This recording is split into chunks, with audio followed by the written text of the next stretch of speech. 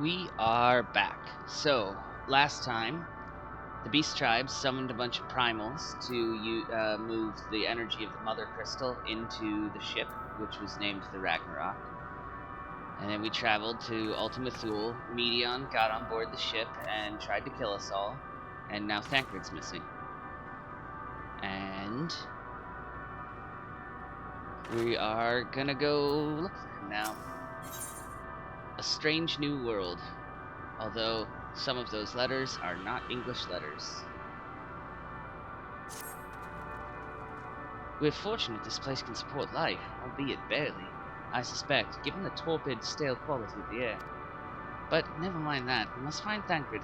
Let's begin our search from the prow of the ship. It seems as good a direction as any. Try not to stray too far, lest we lose sight of one another. Okay.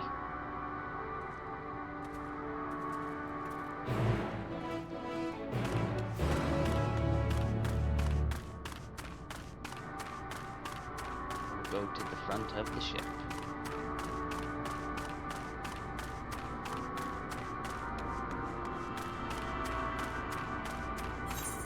Oh, you went really far.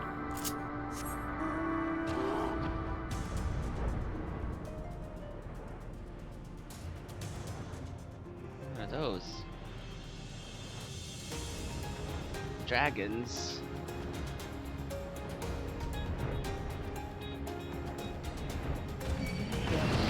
Hey, stop it, you.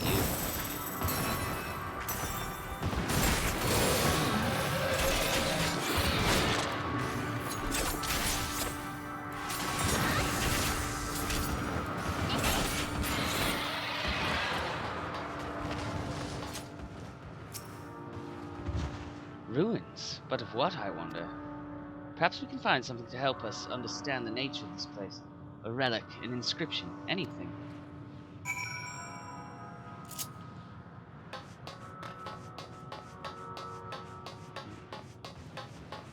Molten structure.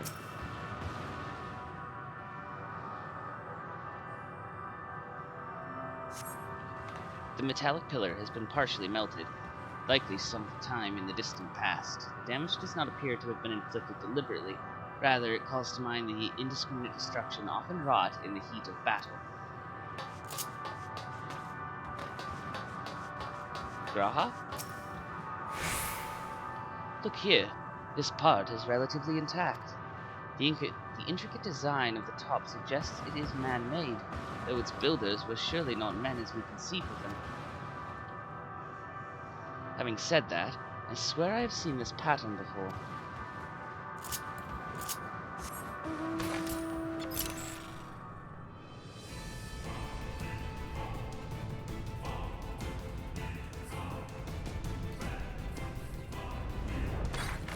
What's up here, Estinian? I thought this hill might afford a better view of our surroundings. A poor decision in hindsight. Besides the light from the ship, all is shrouded in darkness. If Thancred is here, I'd never know it. From what I can tell, we are near the edge of an island, if you can call it that, surrounded by floating debris.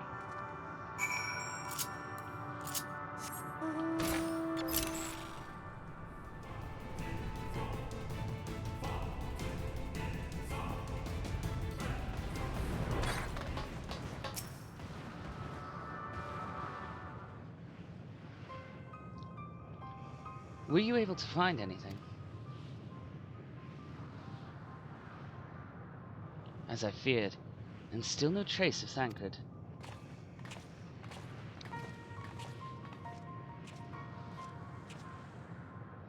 There's nothing but emptiness as far as the eye can see, which, unfortunately, isn't very far.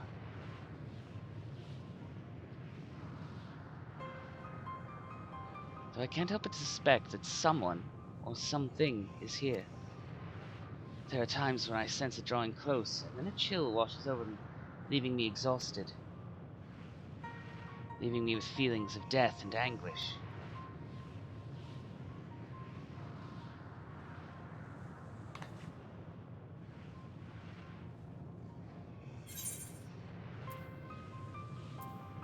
I felt it too when I was near that thing.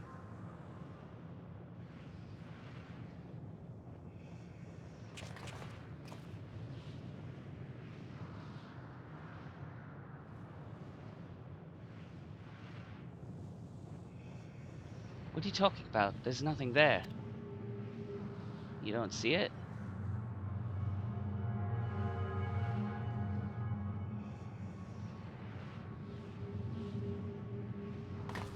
Before we jump to any conclusions, perhaps we should search elsewhere. Agreed. We've found only more questions when we are in desperate need of answers. There's a fair stretch of terrain from the ship's port side we've yet to explore. Let us try searching there, then.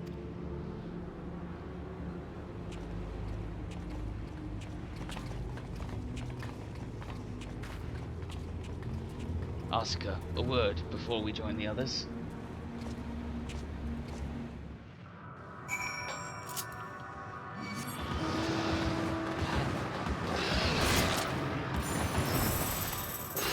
Why did you put a cutscene right next to it?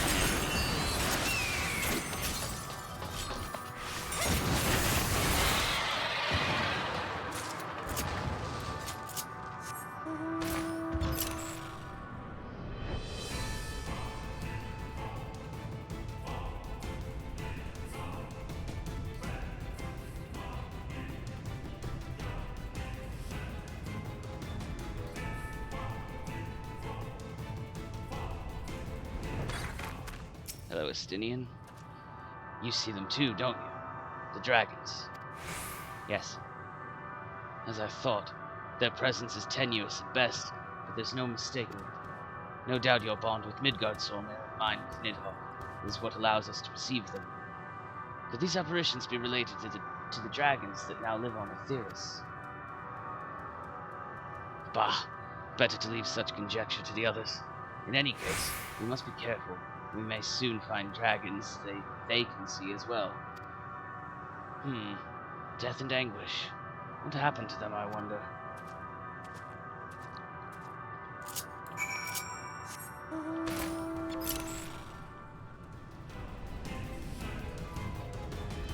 There's an aetheryte here. Those dragons are bright white instead of black and hard to see.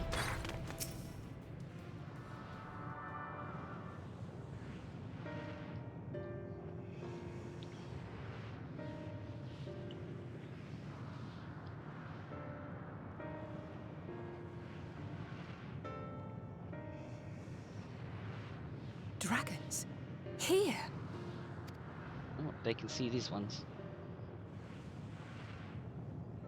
What you see is a memory of a world that once was. Oh. A world suffering a slow death, whose denizens cried out for the release of oblivion. What? Their world is dead? It is. Not a single life remains upon that husk floating in the vast emptiness. These creatures are shadow and shade, perpetuated only to suffuse dynamis with their unending lamentations.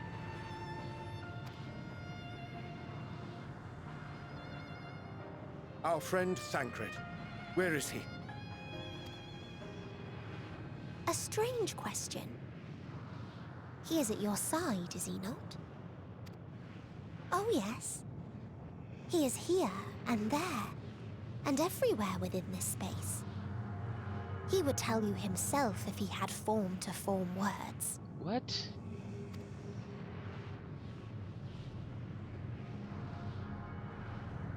Huh. Such loathing and uncertainty. You don't know why you still exist. In like manner to the oblivion I send. I tried to drown out your ether with dynamis. Beginning with this Thancred, who came at me despite being unable to breathe. Such a simple thing, unmaking men. In the blinking of an eye, he was gone. Didn't even have the chance to be transformed. Yet somehow, he managed to leave a slither of himself behind. What you call the heart? Or perhaps the soul. In his final moment, he cried out from it. A single word. Survive. That wish proved stronger than the despair that ruled here. It overpowered it, causing this space to be remade. Into a place you can perceive, and where life can endure. That you draw breath is proof that his soul lives on. For how long, however, remains to be seen. Well then, we should hurry and tend to business.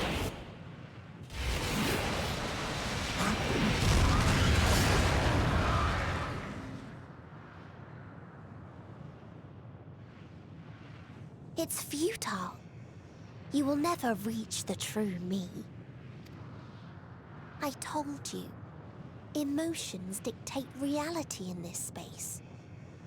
Such changes as you might work will not alter in its nature. You may see, but you cannot touch. Walk, but not advance.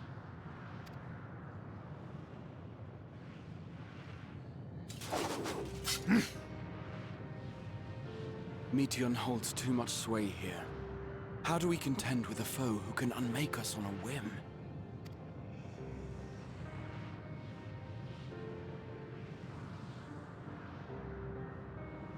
I do not know. But Thancred gave his life that we might come this far. We must press on. Agreed. We cannot turn tail here. Not without something to show for our comrade's sacrifice.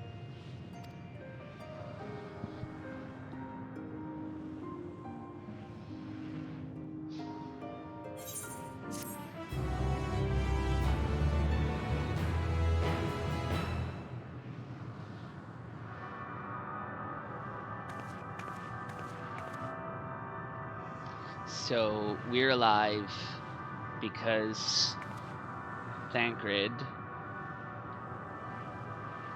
has made it possible for us to be alive. Oh, I don't like where this is going. On burdened wings. So without body, a form of being with which we are not wholly unfamiliar. Indeed, for we existed in a similar state when residing in the first. The circumstances are rather more dire than that, 'tis true, but I choose to believe he is not forever lost to us.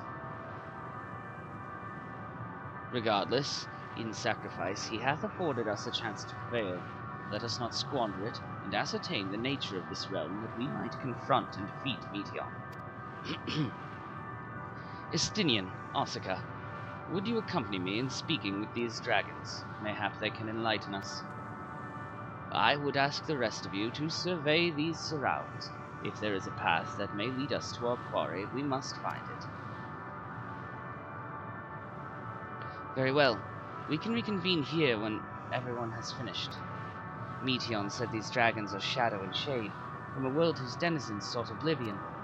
As such, they're not like to be amenable to company, let alone conversation, so please be careful.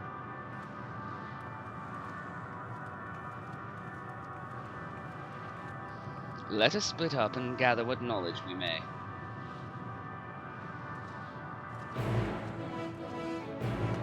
Okay.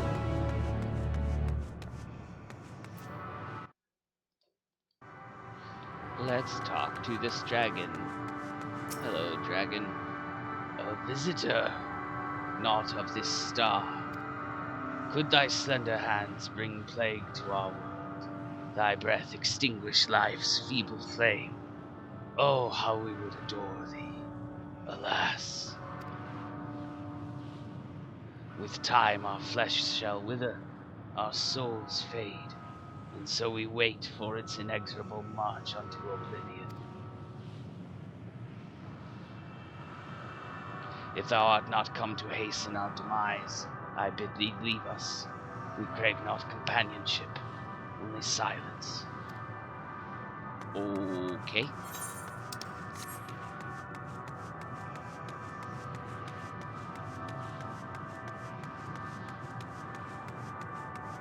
And what about you?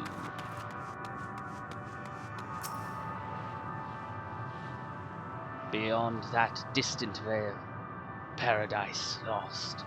So glorious, so beautiful.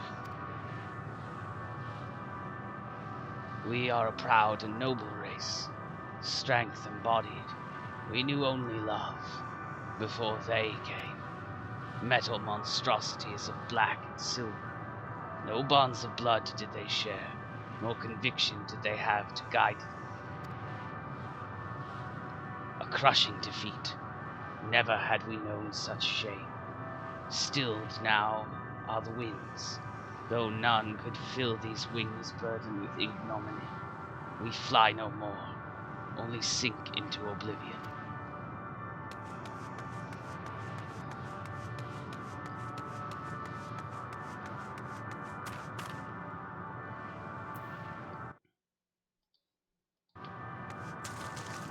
One more to talk to.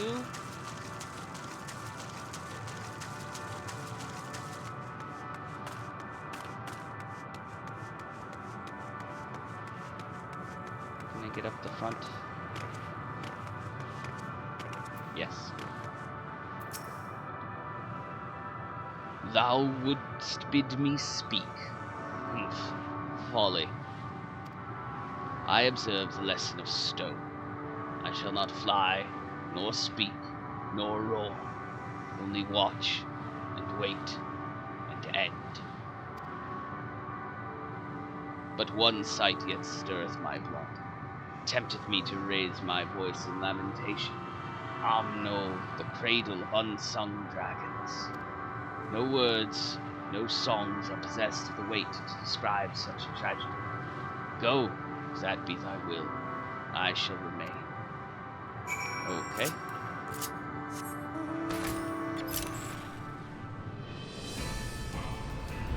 Up this way.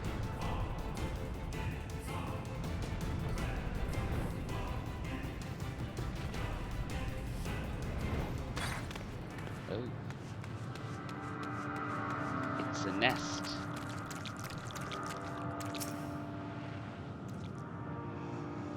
They led you here as well, did they? It was described to me as the source of their woes and proof of their end, and I think I'm beginning to see why. It's a hatching ground, or was. I've seen similar on Aetheris. Midgardsorm's kind must once have lived and thrived in a place such as this. Reacher said his father was driven from their ancestral home by war and strife. This, then, is the fate of those who remained. Let's have a look around. Maybe these eggs have more to tell of what happened. Shattered egg. Inside the shattered egg, you find the remains of an unborn dragon. The body has already begun to decompose. The gelatinous, half-dried membrane covering the corpse suggests it failed to emerge. Ooh.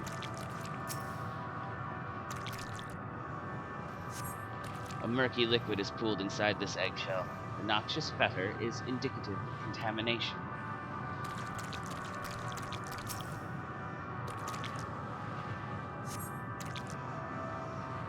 Gingerly lifting a large egg from the viscous mire, you peer inside to see a formless mass soaking in a pool of embryonic fluid. Your stomach turns as you return the egg to its resting place.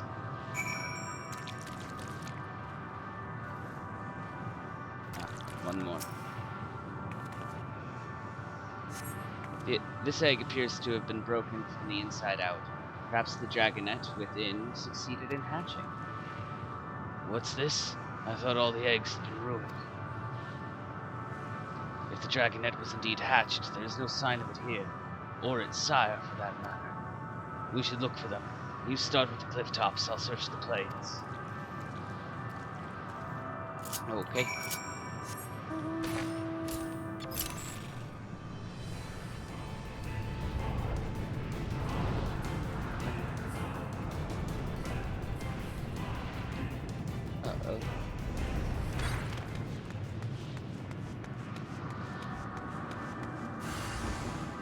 Malformed dragonet.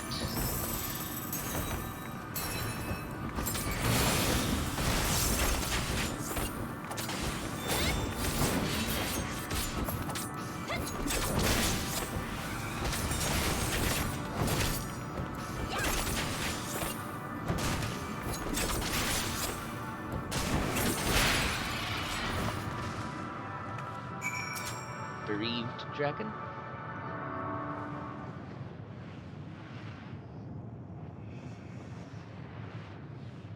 The boisterous howling hath been quieted by thy hand, I presume.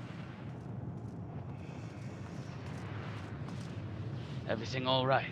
I thought I heard a dragon, or something resembling one.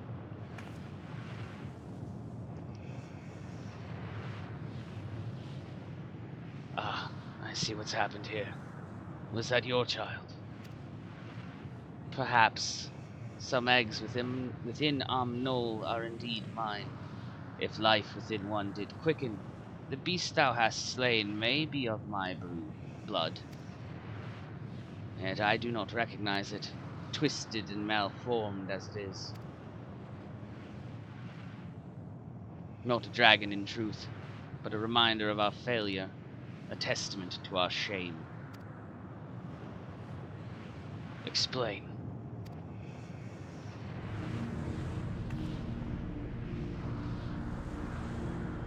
They descended from the heavens, cold, heartless machines, and with them rode war and death. With fire and fury, rage and rancor we gave answer. 'Twas a long and bloody battle, but only the beginning. Untold chaos and destruction swept over the star. In the end, the invaders were victorious. Yet when they looked upon their prize, they deemed it unfit for requisition. We were abandoned to our ruin. The survivors sought to put away their shame, to rebuild, a futile effort. In purest soil, replete with ether, did we once cultivate our nesting grounds, but our lands were barren. Any eggs nurtured in such desolation were fated to rot. What few survived to hatch emerge as abominations. We shall have no new progeny. But there are dragons among you capable of journeying to other stars. That there are. Many would make the attempt, each bearing a clutch of eggs. The richest stars were home to the harshest rulers, and the arrival of dragons incited contests for supremacy. When the fires faded, the wars lost and won. They too were reduced to ash and waste. 'Tis the curse of those who seek life, to be drawn into conflict, to conquer or be conquered. A vicious cycle we now choose to break. We tire of conflict, of everything. We wait now in sweet, merciful silence, free from strife and suffering, still as stone.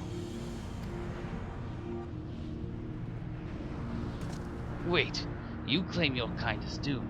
There is another star.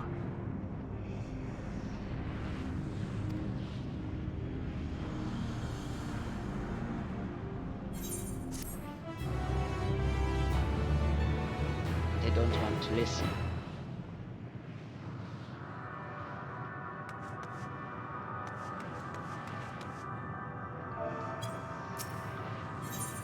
A test of will. They want only to brood in silence, to be left alone with their grief until time itself comes to an end. The sole reward for senseless bloodshed, a pain I understand, and wish that I did not. What fools we were. But now isn't the time for such thoughts. The others will want to hear what we've learned. Come.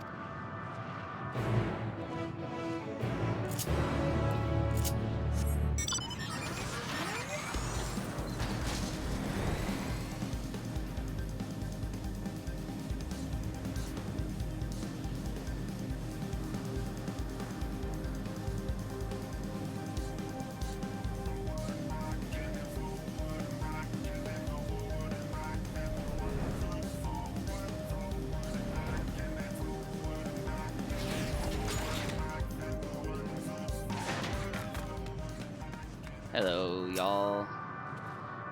Were you able to establish any meaningful contact with the dragons?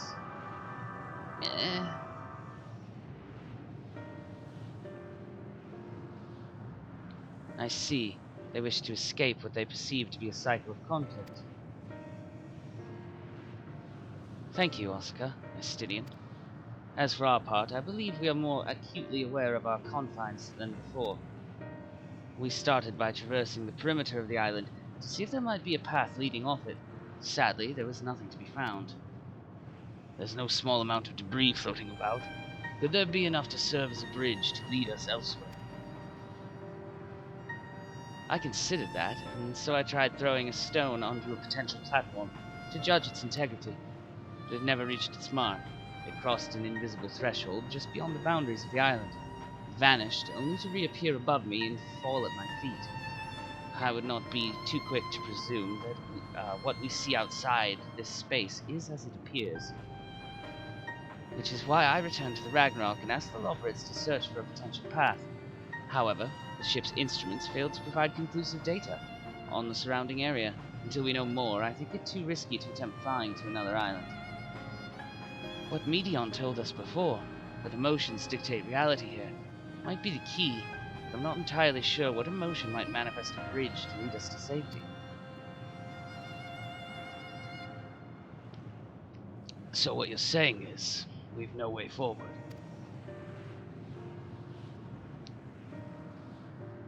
At present, aye. If it is indeed emotion that governs this island, perhaps it is not Meteons, but the dragons that holds us here. They tire of conflict and have chosen a path of oblivion to escape it. Or rather, they have chosen no path at all, meaning there is no way for the dragons, or anyone here on this island, to advance.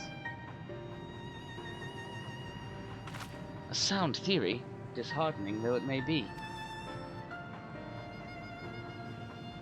If that is the case, what recourse do we have? They are not like to be persuaded to help us.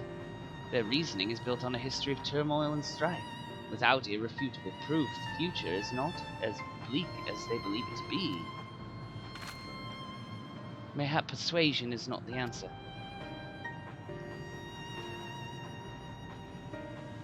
Meteon meant to unmake us, then and there on the Ragnarok, and she would have succeeded if not for Thancred's determination. She conceded it was strong enough to overpower the despair that otherwise rules Ultima Thule, and reshape it to a degree. Perhaps it can be done again in like manner, by overpowering the prevailing emotions. 'Twas Ultima Thule's architect, Meteon herself, against whom Thancred did pit himself in a clash of wills, though I marked no leader among them. As such, I did chance to encounter a dragon possessed of despair far more potent than most. Potent enough, mayhap, to dictate the course for others, and thus their domain to follow. We spoke but few words, carefully chosen, their tone and timbre alone, threatening to rend my heart in twain. Challenging his desire to remain may allow us to alter the island upon which we stand. Alas, I fear my vaunted rhetoric availed me not against his calcifying heart, but mayhap one of you will fare better.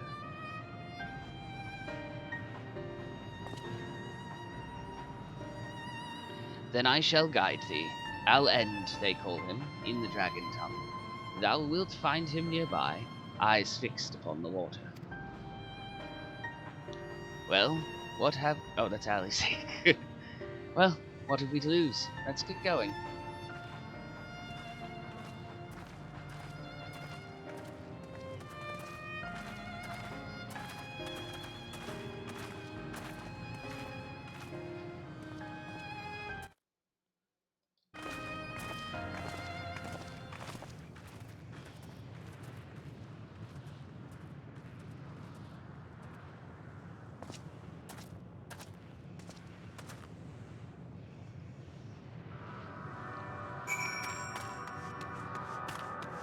Where are you, Al-End?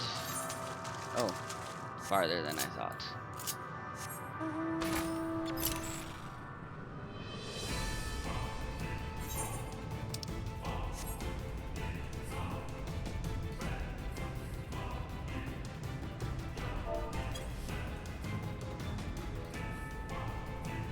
That's water?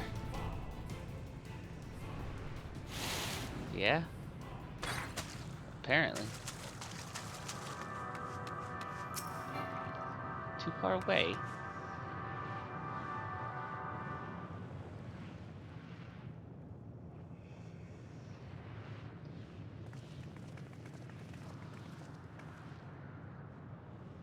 He remaineth as he was when I first approached, entombed in melancholy. I see. Perhaps I could... I'll handle this.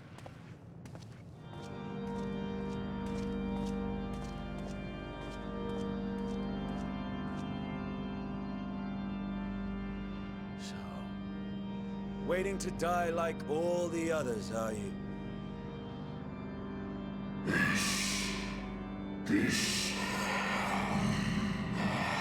Aye, our pride is crushed and our souls corrupted. The winds have stilled and the heavens offer no comfort. There is nothing left for our kind. Our long lives cursed as we await the end. Still as stone we shall become. So you say. Yet your kind has found a new beginning on our star. One of you braved the Expanse, bearing with him a clutch of eggs. They and their children now rule our skies, their song heard by all.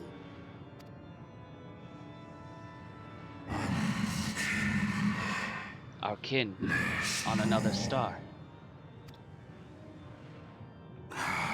And yet, upon thee do I smell the blood of my brethren. Were they drawn into discord and war on their new home? They were. They suffered much, and repaid their suffering in kind.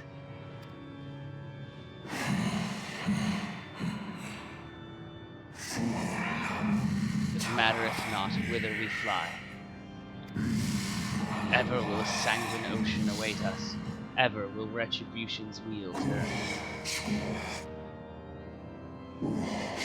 So, in the last of my pride as a dragon, I break free of this wheel. I renounce conflict, exile myself from the other, never again to be touched by the flames of hatred.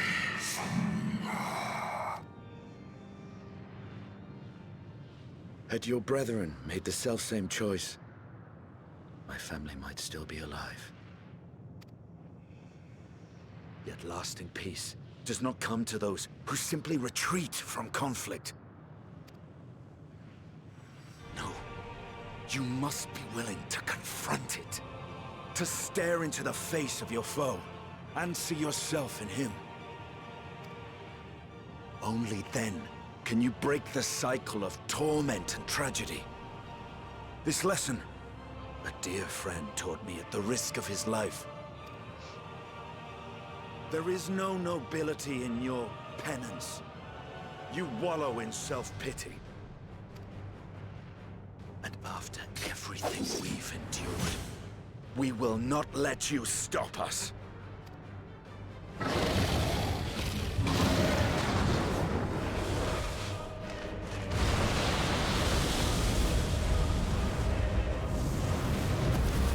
Estinian! Stay back!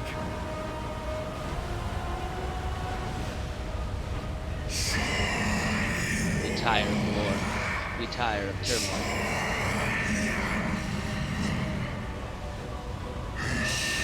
Dignity tarnished. Crimson stained.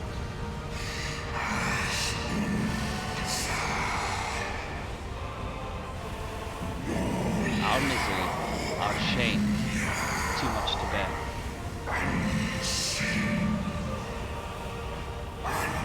Release us from war, from life.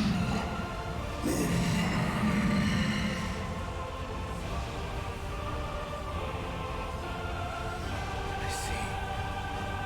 Theirs is the emotion that bars our way. The rest is up to you.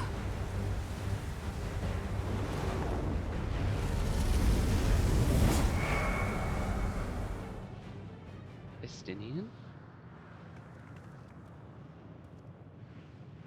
No! Not Estinian too!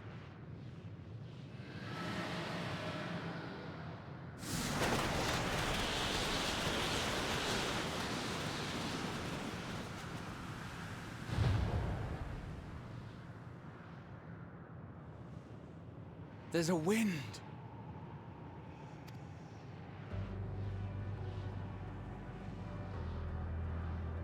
He's opened the way for us.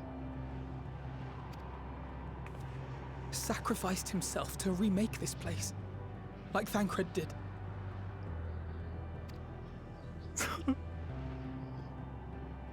Oh, Alphino.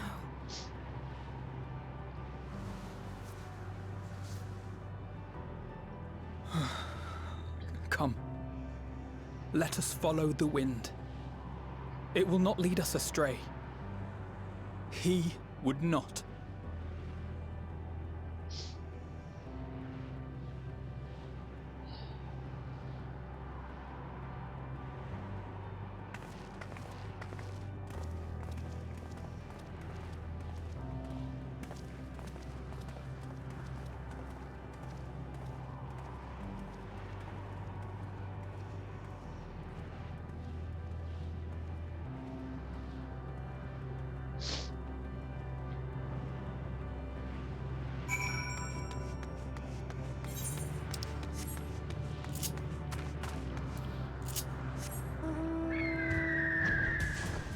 Well.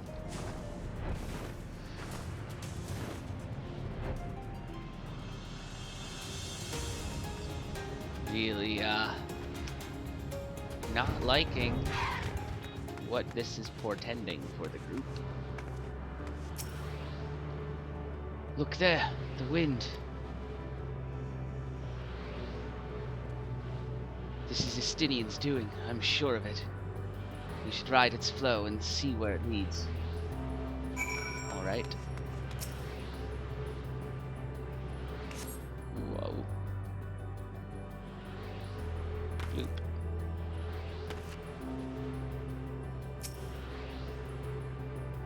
Powerful gale has delivered you to another island. The other scions should arrive before long.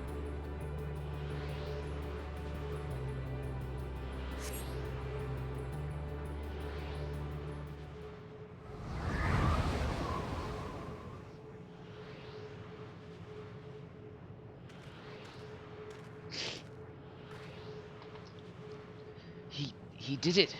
He found a way forward for us.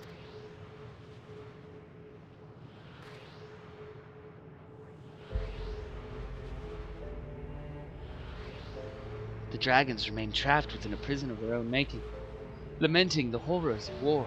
Yet Estinian knew them better than most. He was a man of honor and a dear friend, willing to fight to the very end for what he believed was right.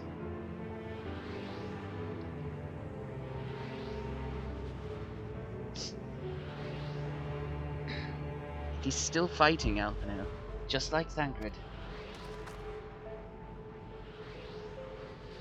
Their sacrifices are why we can survive here, why we still have a chance to stop her. Even in spirit, they're unwilling to give in to despair, and we mustn't either. Alice is right, we must press on, for their sake. And so long as their souls endure, we'll still be able to breathe here and move from that island to this island, and so forth. Roads paved with sacrifice, although fewer letters are actually there. The quest names are degrading. As Ishtola and Alice said, we must continue.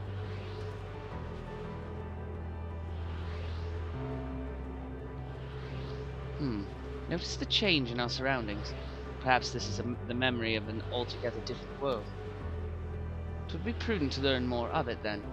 Tread carefully, lest we lose our footing in this sand.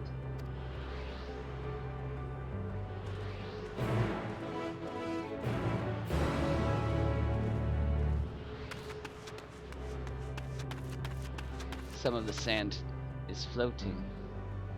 Oh yeah. It's bright down there.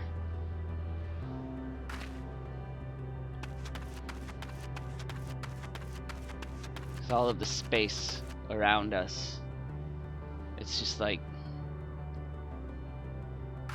the memories and detritus of countless broken and shattered and dead worlds.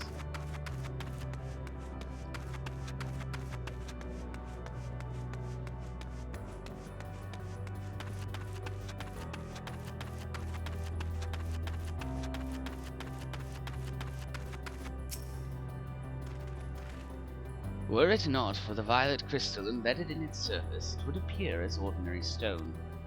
A curious script hath been etched upon them. Alas, it is not a language with which I am familiar. I cannot say I recognize it either. Nor I. The dragons, from what I recall, preserve their knowledge in song and eschew the written word entirely. So we may assume this is the work of another race, one we have yet to encounter. Meteon claimed the dragon's world suffered a slow death, seeking the release of oblivion. What life we find here, like as not, doth wend its way toward a similar end. What do you suppose that is over there? I'm not sure. It's hard to make out at this distance, but its surface seems to bear the same crystal as this monument. Meaning there's a chance we may find whoever built them, both. We should go and have a look. Come on.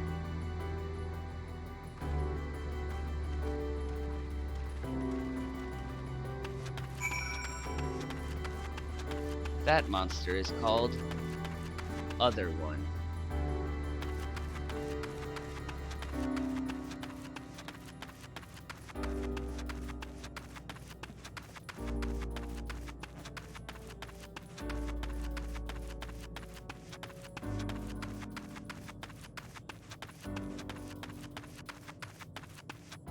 Hello?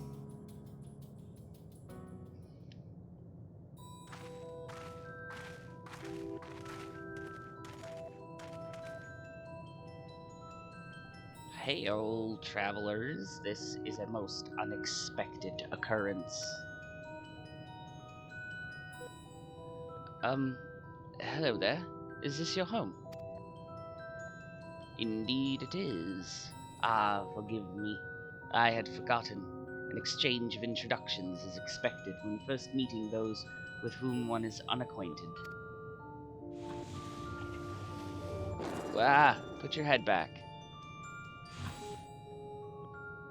When the vibration of vocal folds was still required to convey our thoughts and intention, Ea, I believe, was the pronunciation we used when referring to our people.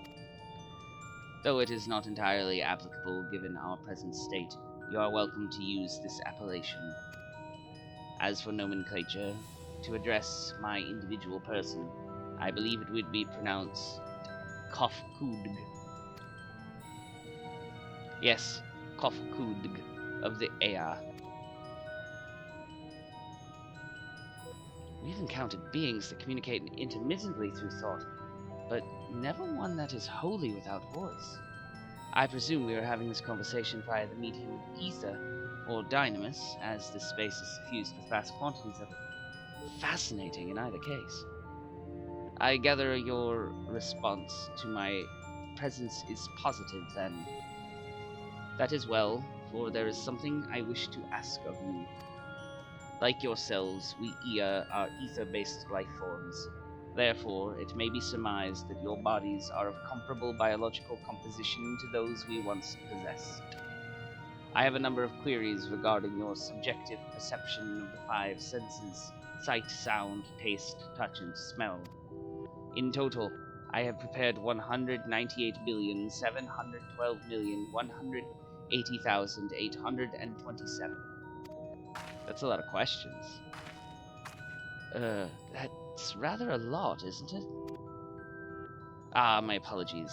I have omitted a great many details necessary to understand the nature of my request.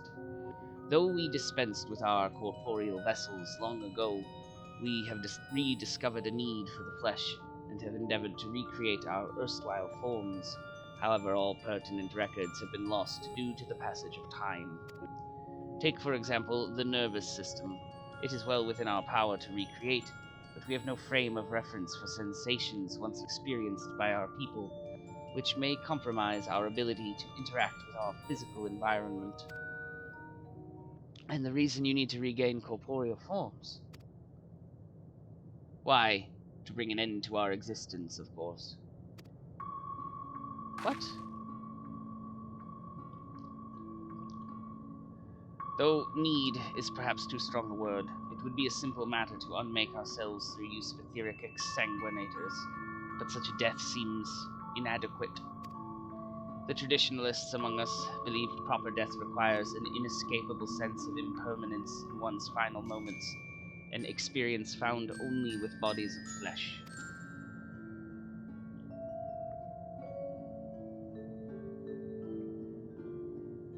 We should very much like to hear more of your plans. In exchange, we will answer any questions you have to the best of our ability. Such an exchange of information would indeed prove useful. Very well. To ensure efficacious exchange, I hereby invite you to our home. Yes, the abode of the Aya, where we traditionalists prepare for our demise. I presume your consent to answer questions is indicative of a tacit approval of our plans, in which case your cooperation is greatly appreciated. I must caution you, however, to be mindful of the Aya wandering the desert. Their desire for bodies of flesh could be described as overzealous. Now, if you would follow me. This is going rather smoothly. Not that I'm complaining, mind. Even so, we mustn't forget their aim is oblivion, much like the dragons. Though I fail to see why a civilization so seemingly advanced would choose to unmake all they've created. At any rate, we will find no answers dallying here. Let us be on our way.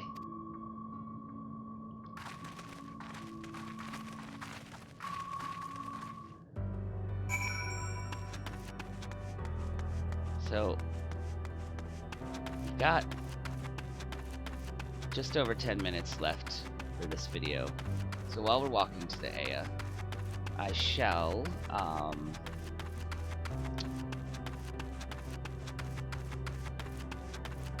what's the word I'm looking for? Just in case it got lost in other dialogue, none of these people or dragons that we've met are real. They're the memories of lost civilizations that Medion keeps here around her nest to infuse Dynamis with despair.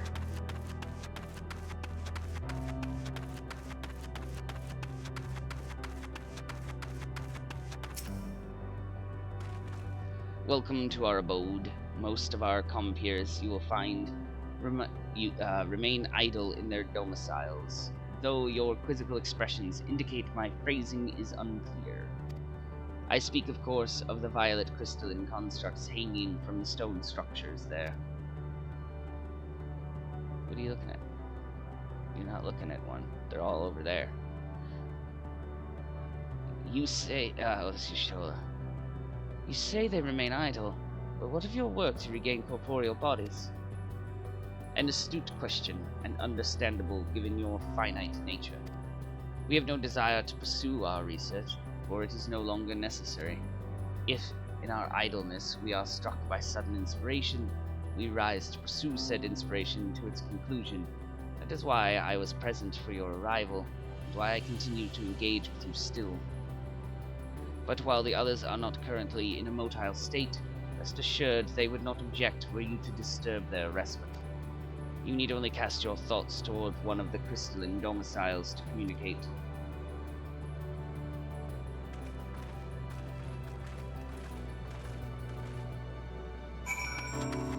Okay.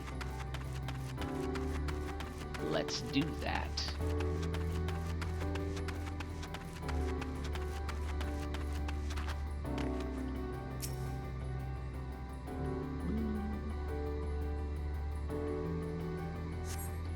Cast your thoughts toward the crystalline domicile. There's no response. Okay.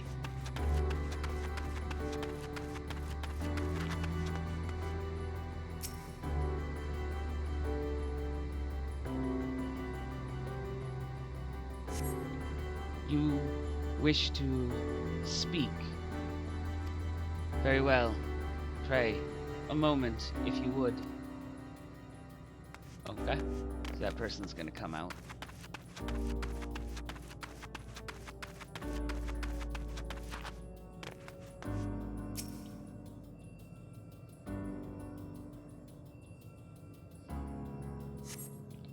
Why we seek our end, you ask? If you wish to know, I will tell you. Just a moment. I must remember. What form did I take when last I emerged? One more.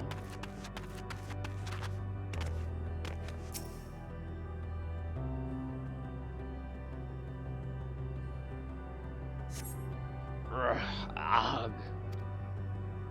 The strange moaning comes and goes, but soon fades into silence.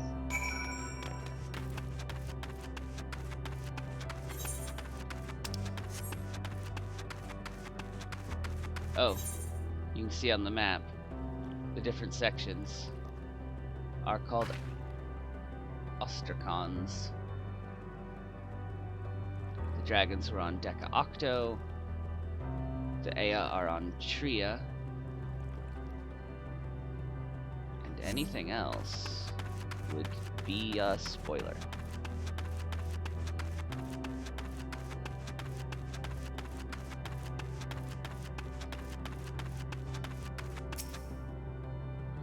Did your inquiries yield satisfactory responses? I see.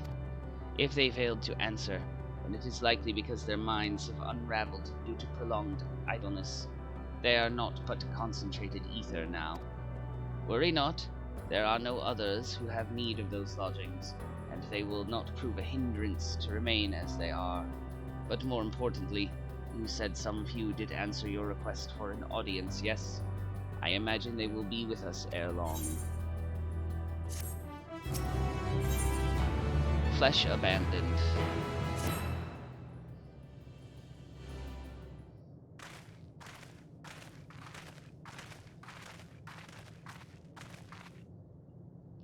I had no luck, but everyone else fared well enough. Quite a few Ea have awakened. Ah, there they are.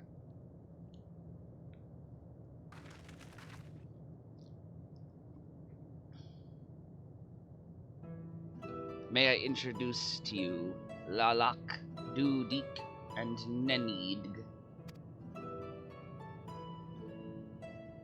Hello. It has been too long, Kufkud. I dare say Sutter 4 has since completed an orbit. Indeed, until the travelers brought it to my attention, I hadn't noticed how unraveled some had become. Travelers? Ah, of course. The ones who wished to know why we seek to regain corporeal forms. The truth of the matter is plain to see as the neighboring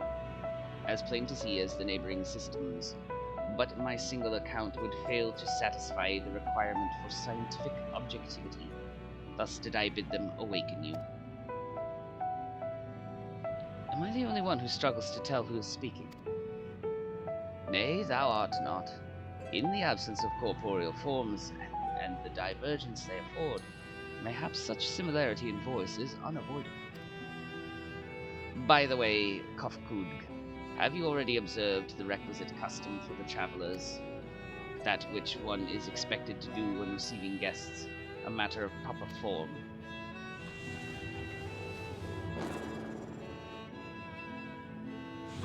Oh, yes, so long has it been, it had completely escaped my mind, and still does. What was it again? I can't seem to remember. Put your head back on. Neither do I. Pity. I was hoping you would. Perhaps we can search the archives for the answer. Come now, Nenidg. The archives have long been frozen, lest we subject ourselves to further dolor. Surely you recall that much. Ah, of course. Food. The custom is to serve food. Beings of flesh such as they must regularly replenish their ether. By contributing to their replenishment, we communicate our friendly intention. That's right. That's right. We duly invite you to join us in communal repast, after which we may engage in leisurely conversation. If we have a chance to learn something, then I see no reason to decline. Excellent. If you would care to follow, we shall feast you on the purest ether.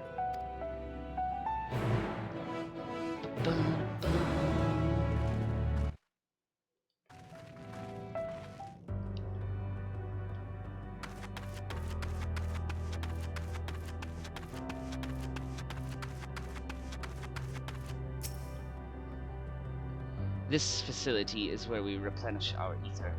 There's no particular name for it, but we traditionalists sometimes use the word restaurant. Now then, if you would take your place with your comrades, the space will soon be awash with purest ether. Please absorb as much as you'd like. Okay. Doop-a-doop-doop-boop. You brace yourself for a rush of sweet, sweet ether, but nothing seems to happen. Perhaps you need to wait a little while longer.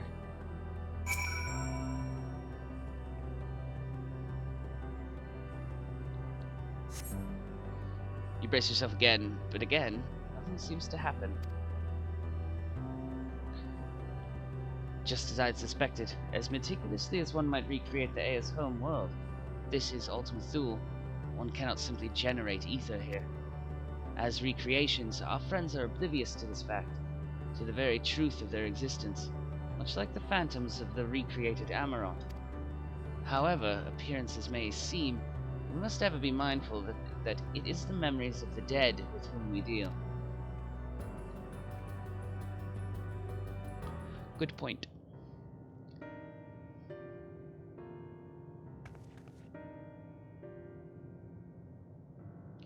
So, did you have your fill of ether? Alas, we couldn't absorb it. A deficiency in our forms, it would seem. Oh, how very unfortunate. May I ask how you normally replenish your ether? We eat it.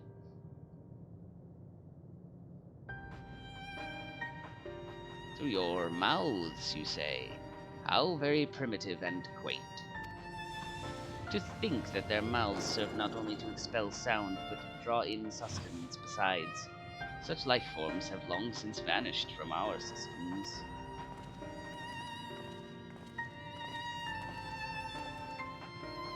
Though we regrettably could not partake of your magnificent feast, rest assured we feel your welcome most keenly.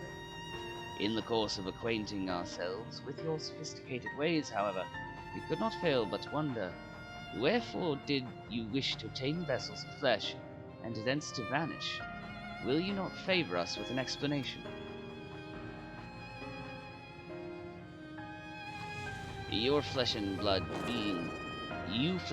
beings are always so hasty. It does have its charm, however.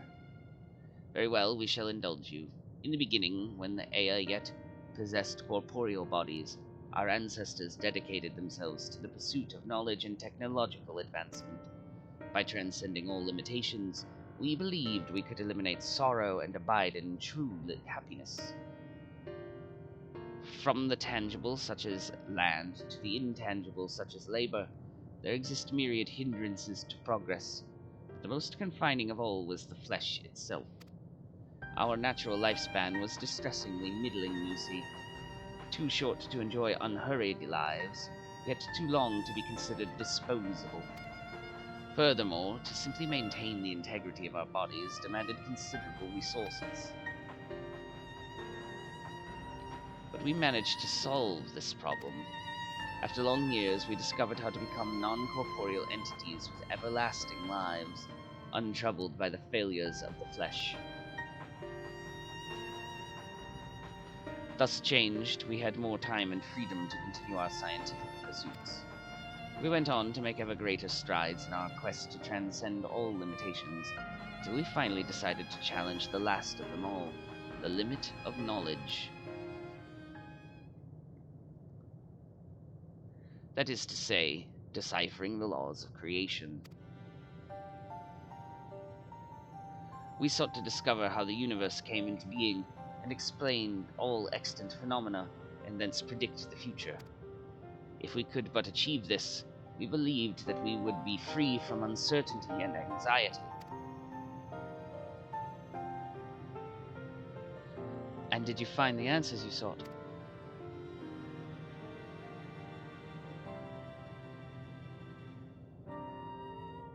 Yes, we did. Our efforts revealed to us a fundamental truth. Knowledge of said truth is essential for the continuation of our conversation. If you would learn more, we will share it with you. No, we mustn't. Primitive as they are, it would be unspeakably cruel to deprive them of their ignorance. They are possessed of corporeal forms, their lives readily ended. As those who have gone before, is it not our duty to warn them? What thinkest thou?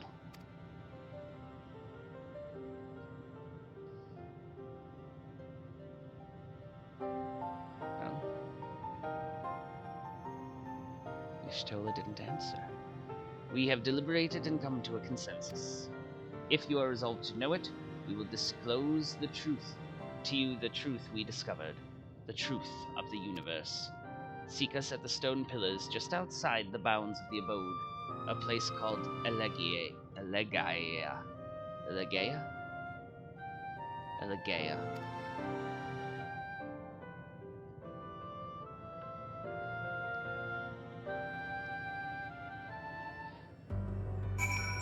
Y'shtola. A fundamental truth. We will hear it, of course. Let us learn what has led such an enlightened people to this indolent end.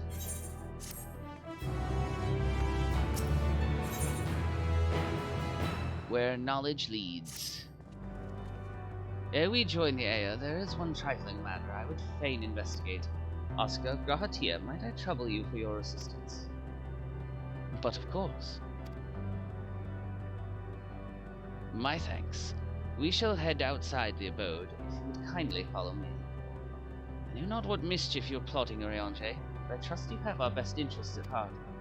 The rest of us shall go on ahead to Elegaia. Lest you worry, we won't start without you.